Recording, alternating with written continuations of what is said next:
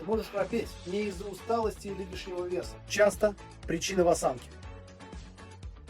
Если у тебя выдвижная шея, холка или кифоз, этот момент является показателем, что твоя диафрагма работает некорректно, что в свою очередь затрудняет работу дыхательных путей. Вследствие плохой работы диафрагмы мы не можем полноценно дышать носом днем.